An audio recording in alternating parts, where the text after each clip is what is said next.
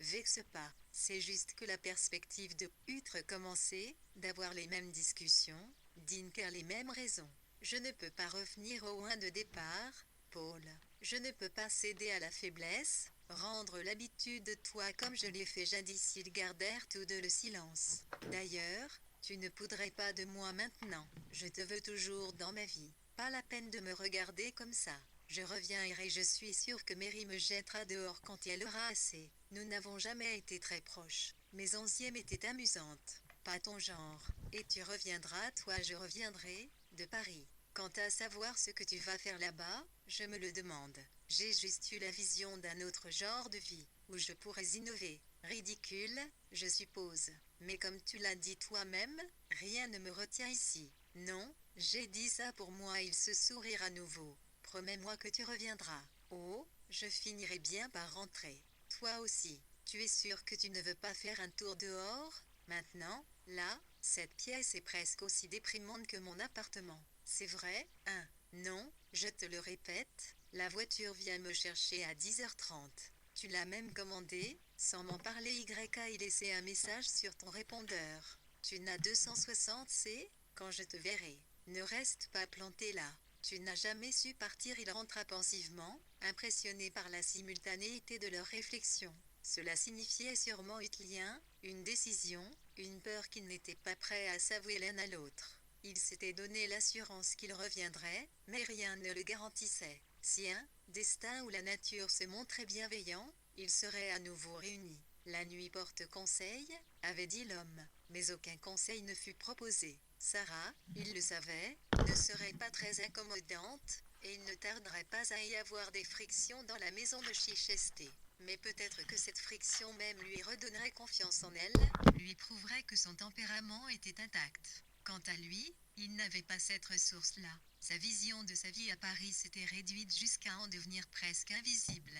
Pourtant, il savait qu'il ne pouvait rester ici, dans cette ville grise, cerné par les prévisions alarmantes, et arpenter ces rues qu'il avait jadis explorées si consciencieusement. Nombre d'anciens collègues lui avaient acheté des maisons en France ou en Espagne, aspirant à une vie au soleil, loin de tout ce qui était trop familier, trop rance. Tous devaient éprouver le même désir d'une vie meilleure, ou du moins différente, une fois atteints les objectifs pour lesquels il avait travaillé, la même soif d'une forme de récompense, la même envie d'avoir plus de vie. L'un des avantages douteux de l'âge, c'était cela, cette conviction que vos désirs n'avaient pas 261 été comblés, qu'il n'y avait en fait pas de récompense et que le chemin restant à parcourir n'était plus qu'une épreuve d'endurance. Parmi ses collègues, un ou deux avaient revendu leur maison pour rentrer en Angleterre mais n'étaient guère disposés à donner leur raison. Quant aux autres, ils avaient disparu de la scène et étaient doublement perdus de vue. Dans l'appartement, il prit les livres posés sur sa table de nuit, butant sur les inévitables sacs de Mrs. Gardner, maintenant là à demeure sans doute, à ce qu'il supposait. Il finirait par s'en débarrasser, les mettre en dépôt quelque part, ou les laisser où ils étaient. Son appartement lui était devenu indifférent et il aurait été très reconnaissant qu'on lui fournisse une solution de rechange. Il éprouva même une brève bouffée de nostalgie pour sa vieille maison, la première qu'il eût connue, et qui n'avait pas été plus heureuse en vérité que l'appartement dans lequel il avait passé tant d'années. Rétrospectivement, elle semblait plus grande, plus importante et géographiquement plus complexe que l'espace réduit qu'il occupait actuellement, avec une vue plus intéressante. Mais il savait que s'il y retournait, il trouverait un cadre très ordinaire, une maison assez grande, certainement, mais qu'il n'envisagerait plus du tout d'habiter. Seul le pouvoir des rêves était susceptible de lui apporter plus que ce qui avait déjà existé dans un passé si lointain qu'il avait l'impression d'avoir toujours le même âge et de voir encore les choses à une échelle d'enfant, miraculeusement retrouvée par la grâce de la nuit. C'était la lumière du jour qui rendait à la vie ses proportions 262 véritables, or la vie qu'il redécouvrait au réveil s'était révélée trompeuse et il se mit en route pour la London Librairie en pensant à Sarah. J'ai besoin d'être aidé davantage. J'ai besoin d'être plus entouré. Il gémit en pensant aux implications de ses remarques, espérant sincèrement qu'elle retrouverait un peu de sa combativité d'antan.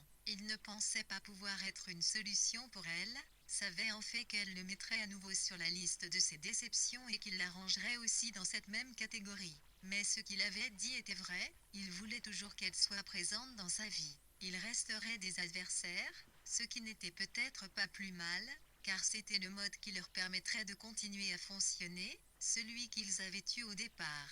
Et leur antagonisme serait peut-être leur arme contre l'impuissance ou la dépendance. Il avait découvert à sa grande surprise qu'au contact de Sarah, si amoindrie qu'elle fût, il s'était affirmé. C'était avec cette aptitude nouvelle qu'il reviendrait de France. Sarah n'avait-elle pas été quelque peu impressionnée lorsqu'il lui avait annoncé qu'il partait, juste au moment où elle affirmait son droit de partir la première?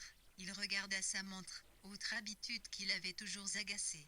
Elle devait être partie maintenant, et il faudrait qu'il attende le coup de téléphone annonçant qu'elle était revenue. Même s'il devait partir lui-même, c'était son retour à elle qui rétablirait l'ordre naturel. Si ce jour venait, quand lui-même reviendrait, transformé, il ne manifesterait aucune attente, aucune inquiétude. 263 étranges-études, comme il l'avait si souvent fait dans le passé. Il se retrouverait comme en passant, et réinventerait ainsi une amitié nouvelle. C'était un idéal que rien ne changerait, il le savait. Le seul changement autorisé était le cadré, sur ce point, sa décision était prise. Il irait à Paris, ne fût-ce que pour se prouver qu'il savait tenir parole. Question de style, ni plus ni moins. Et s'il ne revenait ni l'un ni l'autre, si l'impatience de Sarah et sa propre solitude se réaffirmaient, de telle sorte que la vieille incompatibilité remontait à la surface, si, ce qui n'était pas exclu, leur nouveau cadre leur donnait plus ou moins satisfaction, qu'adviendrait il alors? De toute façon, il fallait mettre le projet à l'épreuve, car la stagnation était intolérable. C'était le défi auquel ils étaient confrontés, et ils le reconnaissaient à l'un comme à l'autre le courage nécessaire pour y répondre. Il rendit ses livres, acheta 2 chemises et alla se faire couper les cheveux par sa coiffeuse habituelle. Vous ne me reverrez plus, dit-elle. Ah bon, je retourne en Australie. Dommage. Il y a une raison particulière? Oh, le mal du pays, vous savez. Et puis j'ai fait ce que je voulais faire, j'ai vu l'Europe. Je ne serais pas fâchée de partir finalement. Comment dit-on? Déjà, il est temps que je me bouge. Oui, ça se dit beaucoup.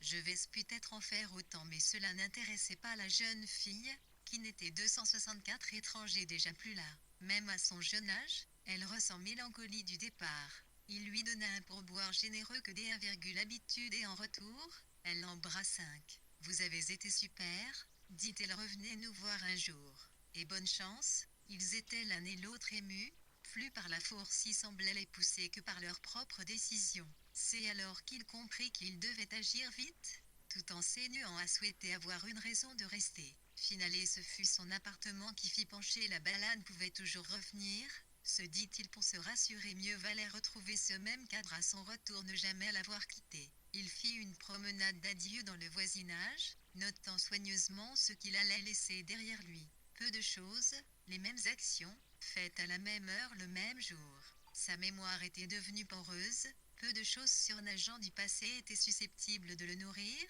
et celles qui subsistaient étaient imprégnées de regrets. Mais ces regrets aussi avaient valeur d'adieu, il fallait renoncer, comme on renonce à une cause perdue. Pour ce qui lui restait de vie, il s'en remettait maintenant à d'autres truchements. Comme un homme à l'aube des temps, il mettait sa foi dans le retour du soleil, cette lumière bienveillante et vivifiante qui finirait par faire mûrir ses projets. Il repensa à ce marché parisien, à l'énergie de ses échanges. Il observerait, mais pas totalement en étranger. Il trouverait un moyen d'absorber une partie de cette énergie et d'en profiter, de façon à ce qu'elle donne enfin une motivation à ce qui viendrait ensuite. Mais cet exercice fut peu concluant, car l'habitude s'avéra plus forte qu'il ne l'avait cru. Elle l'avait soutenu 266 à des époques de déception rageuse aussi bien que de morne routine. Tout compte fait, il trouvait la routine plus acceptable.